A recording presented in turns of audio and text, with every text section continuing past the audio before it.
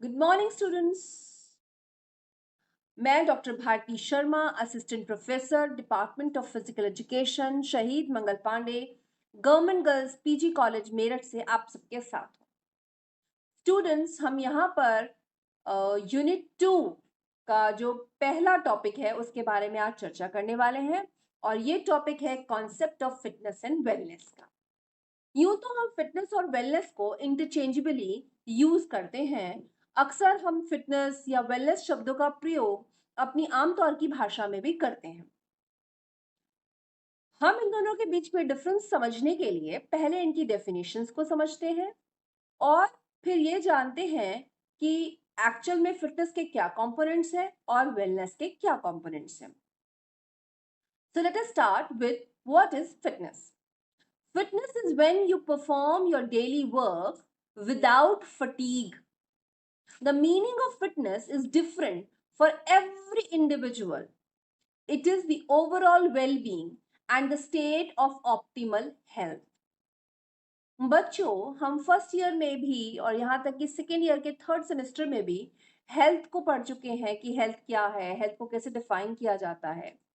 हम इस लेक्चर में फिटनेस और वेलबींग या वेलनेस के बारे में बात करने वाले हैं। तो जैसा कि ये डेफिनेशन हमें फिटनेस के बारे में बताती है कि फिटनेस जो है वो हमारे डेली वर्क को परफॉर्म करने की हमारी एबिलिटी है विदाउट गेटिंग फटीग, यानी कि बिना थके, है ना, which is very important. As Oxford dictionary says, fitness is the quality of being suitable, the condition of being strong and healthy. चलिए, इन सब बातों को मैं आपको एक एग्जाम्पल से समझाती हूँ। आप रोज सुबह उठते हैं और रोज सुबह उठने के बाद आप अपने किसी ना किसी काम के लिए अपने आप को तैयार करते हैं। चाहे हमारे हाउस होल्ड जॉब्स हों, चाहे हमारी जॉब्स हों, जो ऑक्यूपेशनल जॉब्स हैं या हमारी एजुकेशनल एक्टिविटीज हैं, उन सब के लिए अपने आप को तैयार करते हैं। पूरा दिन हम वो सारी एक्टिविटीज करते हैं और शाम को लौट कर अपने घर जाते हैं। सामान्यतः हम लोग शाम के समय में थोड़ा बहुत कोई रिक्रिएटिव एक्टिविटी करते हैं, लेजर टाइम एक्टिविटी करते हैं, रात का खाना खाते हैं और फिर सो जाते हैं। ये तो हमारा नॉर्मल रूटीन हुआ। लेकिन अगर हमारे इस नॉर्मल रूटीन से हटकर कोई सडन एक्टिविटी हमारी लाइफ में होती है या कोई भी एक्स्ट्रा काम हमें करना पड़ता है, तो वो जो एक्स्ट्रा काम है वो हमारे लिए किसी भी तरह से थकान नहीं बनना चाहिए। मान लीजिए आप सुबह आज घर से निकले और आप चाहें कि मैं कॉलेज चला जाऊं और बस पकड़ लूं, आपके सामने से बस गुजरती है, तो you should have that ability to run and catch the bus, है ना। आप ये तो नहीं सोचेंगे बस देखकर कि नहीं, आज तो मैं बहुत थका हुआ हूं और मैं बस नहीं पकड़ पाऊंगा। यानी कि आपके अंदर वो फिजिकल एबिलिटी होनी चाहिए, आप उतने फिट होने चाहिए कि आप अपनी रेगुलर एक्टिविटीज को तो कर ही ले, साथ ही साथ आपके साथ अगर कोई भी इमरजेंसी एक्टिविटी होती है या कोई सडन आपका कोई प्रोग्राम डेवलप हो जाता है, तो उसको भी आप हेल्दीली हार्टीली अच्छे से इंजॉय करें और परफॉर्म करें। Fitness can be physical fitness and mental fitness. अब जो हम यहाँ पर पढ़ने वाले हैं वो हम फिजिकल फिटनेस पढ़ने वाले हैं, यानी कि फिजिकल तौर पर, शारीरिक तौर पर फिटनेस क्या है। Physical fitness can be achieved through proper nutrition, physical exercise and rest. Physical fitness के इफेक्ट करने वाले यूं तो बहुत सारे कारण हो सकते हैं, लेकिन एक अच्छा फिजिकली फिट व्यक्ति होने के लिए, फिजिकली फिट मींस जो अपनी daily activities, day to day activities को परफॉर्म कर सके, including as and when required, जो भी आपकी इमरजेंसी एक्टिविटीज है, एक्स्ट्रा एक्टिविटीज है, सडन एक्टिविटीज है, आप उनको भी परफॉर्म कर सकें। For sportsmen to do training and practices of his or her game or sport without under undue fatigue. और what is fitness for sports person?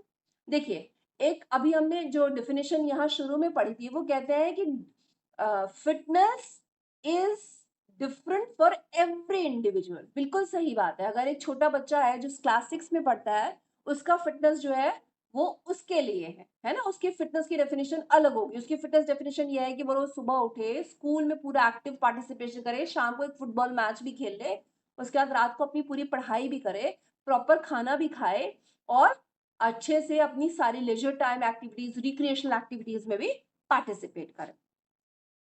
लेकिन अगर हम उसी समय पर अगर हम एक 50 टू 60 इयर्स के पर्सन की बात कर रहे हैं तो उसकी फिटनेस का जो पैरामीटर है वो अलग होगा, और अगर हम 60 प्लस के लोगों की बात करते हैं तो उनका जो फिटनेस का पैरामीटर है वो अलग होगा।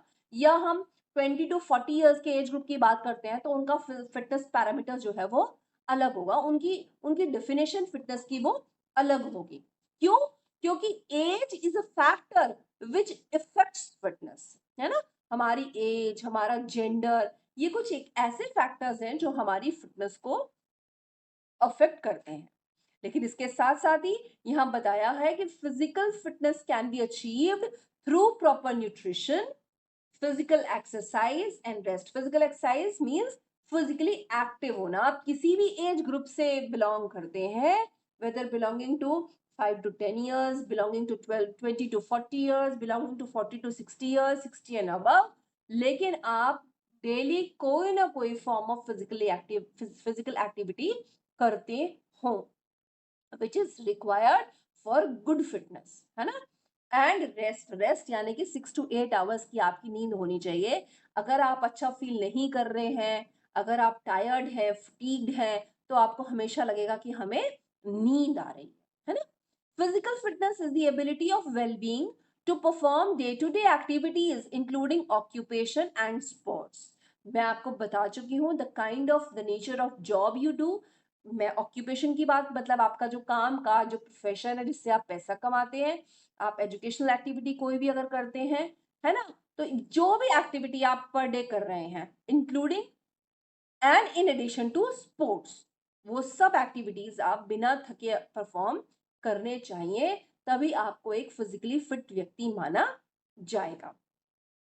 For sports person to do training and practices of his or her particular game without undue fatigue, जो भी उसका प्रैक्टिस ट्रेनिंग सेशन है, जो भी उसका टाइम टेबल है, उसको वो प्रॉपरली फॉलो करें। Here we will be discussing the categories of fitness, health related fitness and skill related fitness। बच्चों, हम जिस फिटनेस की आज यहाँ बात कर रहे हैं उस फिटनेस को हमने दो भागों में बांट लिया है। एक तो वो जो हमारे जनरल पब्लिक के लिए, जो हर व्यक्ति के पास हेल्थ पैरामीटर्स होने चाहिए, चाहे वो व्यक्ति एक्टिव स्पोर्ट्स में पार्टिसिपेट कर रहा है या नहीं कर रहा है, और दूसरे वो जो खिलाड़ी एक्टिव स्पोर्ट्स में पार्टिसिपेट कर रहे हैं, प्रोफेशनल स्पोर्ट्स में है, नेशनल इंटरनेशनल स्पोर्ट्स को खेलते हैं, तो उनके लिए जो है वो स्किल रिलेटेड फिटनेस कहलाती है। जो फिटनेस कंपोनेंट्स उनको चाहिए उसको बोलते हैं हम स्किल रिलेटेड फिटनेस। और जो सभी को चाहिए, every individual needed off any age group, of any gender, है ना, उसको चाहिए हेल्थ रिलेटेड फिटनेस, यानी कि अपने स्वास्थ्य को मेंटेन करने के लिए फिटनेस। ठीक, तो हम आगे चलते हैं। अब आप यहाँ देखिए कि हम यहाँ बात करते हैं वेलनेस की, कि वेलनेस क्या है। बच्चों, अब मैं आपको एक बढ़िया बात बताती हूँ कि फिटनेस और वेलनेस को, जैसा मैंने अभी आपको बताया कि नॉर्मली जब हम क्लास में बात करते हैं कि आपका वेलनेस लेवल बहुत अच्छा होना चाहिए, आपका फिटनेस लेवल बहुत अच्छा होना चाहिए, तो हम उनको अलग अलग इंडिविजुअली आपको नहीं बोलते कि ये ऐसा ही होना चाहिए, ऐसा है तभी आप वेल हैं, ऐसा है तभी आप फिजिकली फिट हैं। Basically wellness is a broader umbrella. Wellness जो है एक बड़ी छाता है, बड़ा छाता है, बहुत बड़ा छाता है, और फिटनेस उसका एक पार्ट है। फिटनेस, या हम ये कह सकते हैं कि फिजिकल फिटनेस उसका एक पार्ट है। तो वेलनेस एक बड़ा ब्रॉड एरिया है, और उसके कंपोनेंट्स आप यहाँ पिक्चर में भी देख सकते हैं।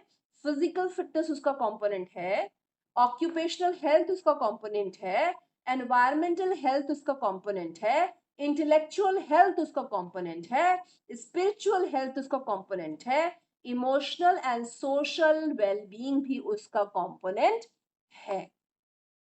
तो जहां ये सब चीजें हो तभी हम उसको वेलनेस कहते हैं। To achieve optimum health, optimum means health जितनी चाहिए उतनी होनी चाहिए, यानी कि उसको हम अचीव कर लें, है ना, मैक्सिमम पैरामीटर्स ऑफ हेल्थ जो है वो हम अचीव कर लें। बच्चों ये बात आप यहाँ देखिए कि वेलनेस के जितने भी कंपोनेंट्स हैं, अगर हमारे पास उनमें से सारे कंपोनेंट्स हैं और अगर एक भी कंपोनेंट हमारा मिसिंग है ना? तो हम अपने आप को वेल पर्सन नहीं कह सकते, a person who does not belong to wellness, है ना? तो वेलनेस के लिए हमारे पास ये सारे कंपोनेंट्स होने चाहिए और अभी तो नया कॉन्सेप्ट शुरू हो गया कि होलिस्टिक हेल्थ डेवलपमेंट होना चाहिए, है ना? तो उसके बारे में भी हम कभी फिर से किसी और लेक्चर में बात करेंगे। फिलहाल हम यहाँ वेलनेस की बात कर रहे हैं। To adopt preventive health behaviour. What is preventive health? Preventive health is कि आपको डॉक्टर तक ही ना जाना पड़े, है ना? Prevention is better than cure. कि प्रिवेंशन ज्यादा बेहतर है कि आप डॉक्टर्स के पास जाएं, अपना डायग्नोसिस कराएं, फिर ट्रीटमेंट कराएं। उससे अच्छा है कि आप ऐसे बिहेवियर को अडॉप्ट करें जो कि आपको हेल्थ पहले से ही बचाने में मदद कर ले। Improve lifestyle. A lifestyle which consists of physical activity, good nutrition, sleep, and good leisure activities. It is overall development of physical, mental, social, emotional, spiritual, intellectual and occupational health, जो components मैंने आपको अभी यहाँ बताए हैं। अब हम बात कर रहे थे कंपोनेंट्स ऑफ फिजिकल फिटनेस की। कंपोनेंट्स ऑफ फिजिकल फिटनेस में पहले जो पार्ट आता है वो है हेल्थ रिलेटेड फिटनेस का और दूसरा जो पार्ट है वो है स्किल रिलेटेड फिटनेस का। लेकिन मैं आपको यहाँ पर जो डिटेल में अभी समझाने वाली हूँ वो हेल्थ रिलेटेड फिटनेस पहले है। Cardiovascular endurance. Now what is cardiovascular endurance या कार्डियो रेस्पिरेटरी एंड्योरेंस भी हम कहते हैं। Cardio is the health of your heart and respiratory is the health of your lungs. ठीक? And endurance is the ability to work for longer duration of time without getting fatigued. बिना थके लंबे समय के लिए कार्य करने को endurance कहा जाता है। और ये जो काम लंबे समय तक करता है कौन करता है? हमारा हृदय और हमारे लंग्स। हृदय जो हमारे रक्त को चलाता है और लंग्स जो हमें ऑक्सीजन देने का काम करते हैं। Health of your heart and lungs, to fulfill the daily life skills, to meet the emergency demands। जैसे मैंने अभी आपको एग्जांपल दिया कि आपको दौड़कर अगर बस पकड़नी है तो ये बात आपको सोचनी ना पड़े कि मैं कैसे बस पकड़ूंगा। Your heart and your lungs should be that healthy कि आप कोई भी इमरजेंसी एक्टिविटी आराम से कर पाए। For the purpose of recreational activities, आज आपको बच्चों के साथ फुटबॉल मैच खेलना है, नो प्रॉब्लम्स, हम तैयार हैं। Sports specific cardio respiratory endurance. Sports specific के अंदर होता है जो खिलाड़ी मैराथन रेस दौड़ रहा है या जो शॉर्ट डिस्टेंस एथलीट्स होते हैं, जो कबड्डी प्लेयर्स होते हैं, उन सब के लिए जो एंड्योरेंस एबिलिटी है वो अलग अलग अलग अलग आवश्यक हैं। उनकी आवश्यकताएं अलग है और उन आवश्यकताओं के हिसाब से ही उनको ट्रेन किया जाता है। सेकेंड जो सबसे इंपॉर्टेंट फैक्टर है that is called body composition. हम सभी लोग एक दूसरे से अलग दिखाई देते हैं, हम सब लोग एक दूसरे से अलग हैं, है ना? मैं भी अगर मैं कहूँ कि मैं भी इतने साल की हूँ और मेरे साथ में एक और जो है महिला वो भी इतने ही साल की है, उसी एज की है, तो जरूरी नहीं कि हमारी बॉडी कॉम्पोजिशन सेम हो। बॉडी कॉम्पोजिशन माने शरीर के विभिन्न अवयव जिनसे मिलकर हमारा शरीर बना है। The body is composed of, है ना, किन किन चीजों से मिलकर बनी है। तो किन किन चीजों से मिलकर बनी है? हमारी बॉडी पानी से बनी है, हमारी मसल्स यानी कि मांसपेशियां हैं, हमारे शरीर में वसा है और हमारी अस्थियां हैं जिन्हें हम हड्डी कहते हैं, बोन्स कहते हैं। ये सारी चीजें मिलके जो है हमारी बॉडी को बनाते हैं। इनको अगर हम मोटे तौर पर कैटेगराइज करें तो हम उसे सॉफ्ट टिश्यू और हार्ड टिश्यू में बांट सकते हैं। Each component of body composition is very important for smooth functioning of the body. हमारे शरीर में हर अवयव का अपना महत्व है। यहाँ तक कि फैट जैसी चीज जो अक्सर लोग कहते हैं ना, भाई ये तो फैट है, इसको कम करो, फैट है कम करो, कम करो तो ठीक है, लेकिन फैट का भी अपना इंपॉर्टेंट पार्ट है। जो लोग बहुत स्किनी होते हैं उनको भी अपनी इश्यूज होते हैं, अपने प्रॉब्लम्स होते हैं, उनको भी मेटाबॉलिज्म में प्रॉब्लम हो सकता है। फैट जो है हमारे मेटाबॉलिक एक्टिविटीज के लिए, फैट हमारे टेम्परेचर रेगुलेशन के लिए, फैट हमारे इंटरनल ऑर्गन्स की सुरक्षा के लिए, सभी चीजों के लिए फैट हमारे लिए जरूरी है ना? मसल्स और बोन्स तो हमें पता है कि उनके बिना हमारी एक्टिविटी नहीं हो सकती, हमारी बॉडी मूव नहीं करेगी। प्लस वाटर, वाटर का भी अपना इंपॉर्टेंस है, हम लोग बहुत सारी बार पढ़ते हैं कि पानी हमारे लिए कितना जरूरी है। तो इस तरह से बॉडी कॉम्पोजिशन हम सबके लिए बहुत जरूरी है और सब में अलग अलग होती है। इंपॉर्टेंट ये है कि हम अपनी बॉडी कॉम्पोजिशन को सही प्रोपोर्शन में मेंटेन करें। आप लोग इस पिक्चर में देख भी सकते हैं कि जैसे यहाँ पर मसल मास है वो कितना होना चाहिए हमारी बॉडी में, सबसे हाईएस्ट रेशो जो है मसल मास का दिखा रखा है। उसके बाद आप यहाँ देखिएगा कि जो ब्राउन कलर से है that is non essential fat, यानी कि फैट भी दो तरह का है, essential fat and non essential fat. Essential fat वो है जो हमारी बॉडी की बेसिक एक्टिविटीज को पूरा करने के लिए जरूरी है, और नॉन असेंशियल वो है जो हम थोड़ा घटा सकते हैं, है ना। ग्रीन कलर से आप देख पा रहे हैं ये परसेंटेज जो है 15% या 12% इन फीमेल्स। जो बोन्स है यानी कि हार्ट टिश्यूज है, उतना परसेंट ऑफ बोन्स हमारी बॉडी में होना चाहिए for the proper proportion of body composition, and the rest is the organ weight। हम सबके अपने अपने organs हैं, जो internal organs हैं उनका भी अपना एक वजन होता है, तो वो भी हमारी बॉडी में बहुत महत्वपूर्ण रोल अदा करते हैं for the proper functioning of the body. ठीक है, तो ये हुआ बॉडी कॉम्पोजिशन।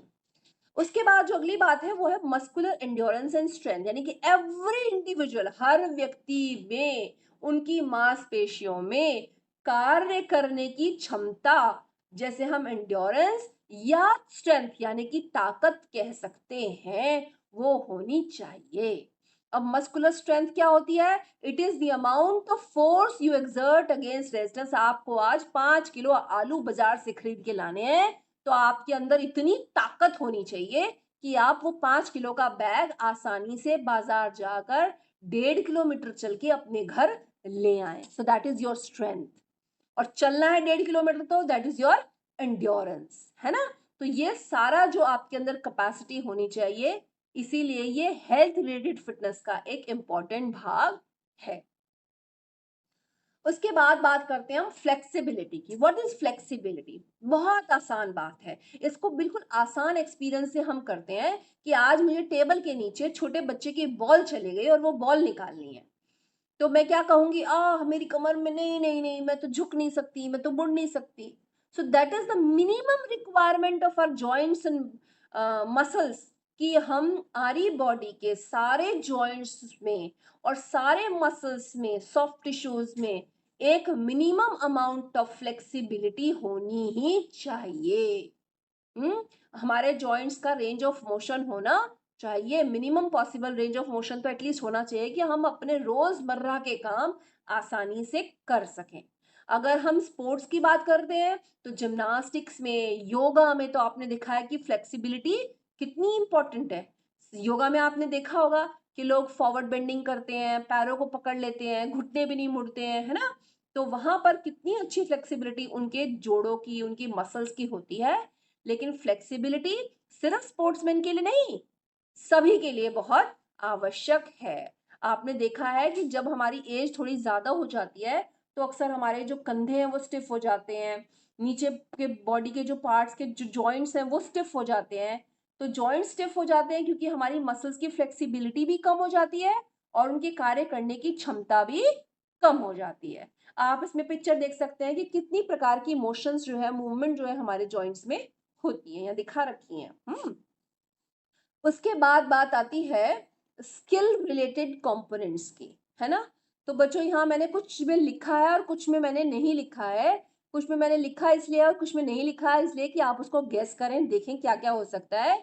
देखिए नीचे यहाँ जो बच्ची जिम्नास्टिक कर रही है उसमें बैलेंस दिखा रखा है ना। जो ये बच्चा टेबल टेनिस खेल रहा है इसमें रिएक्शन टाइम दिखा रखा है। और ये लड़की जो टेनिस खेल रही है बॉल के साथ, it is a good example of coordination, है ना। बॉल कितनी लिफ्ट होनी है, एयर में कितनी जाएगी, किस रेंज में, किस हाइट में आपको रैकेट उठाकर उसको हिट करना है। ठीक है। फिर यहाँ पर जो एथलीट दौड़ रहा है, स्टार्ट करता है दौड़ने के लिए, उसको हम क्या बता रहे हैं कि ये स्पीड है ना, उसको स्पीड भी चाहिए। फिर ऊपर आप एक और फोटो देख रहे हैं, उसमें जिगजैग रनिंग के लिए बना हुआ ड्रॉइंग, तो दैट इज कोऑर्डिनेटिव एबिलिटी, है ना। और यहाँ आप एक अच्छी सी फिस्ट देख रहे हैं, तो इसका मतलब है कि the athlete should have good amount of power also.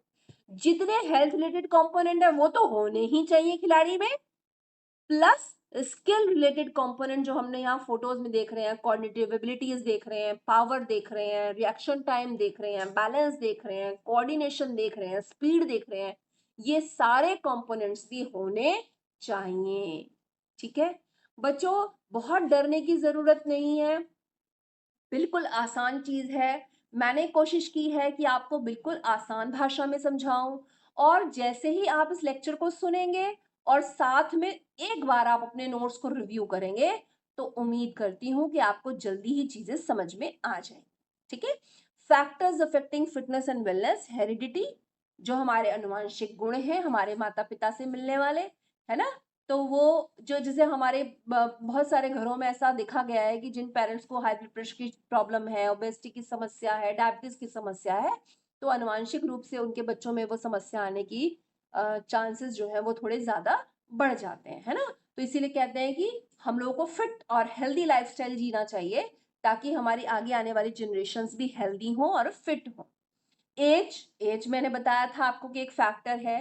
Lifestyle, ऐसा लाइफस्टाइल होना चाहिए जहां हम फिजिकली एक्टिव हों, अच्छा न्यूट्रिशन हो, स्लीप हो, रिलैक्स्ड हो, स्ट्रेस्ड ना हो। हेल्दी स्टेटस एंड डिसेबिलिटी, आपका हेल्थ स्टेटस कैसा है, अगर आप मेडिकेशन पे हैं, किसी तरह के ट्रीटमेंट पे हैं, या आपको कोई डिसेबिलिटी है, तो वो भी एक बहुत इंपॉर्टेंट फैक्टर है जो आपकी फिटनेस को और वेलनेस को इफेक्ट करता है। और साथ ही सबसे इंपॉर्टेंट चीज है आपका एनवायरमेंट, वो कैसा है, is it clean, is it dirty, है ना। आसपास के लोग कैसे हैं, कार्य करने की शैली कैसी है, आपकी ऑक्यूपेशनल हेल्थ कैसी है, ये सारी चीजें जो है वो आपकी फिटनेस लेवल को और आपकी वेलबींग को, आपके वेलनेस को अफेक्ट करती है।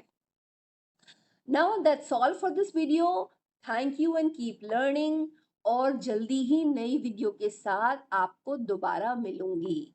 आप मुझे प्रॉमिस करें कि यह वीडियो आप पूरी सुनेंगे, like it, share it and subscribe it. Bye bye.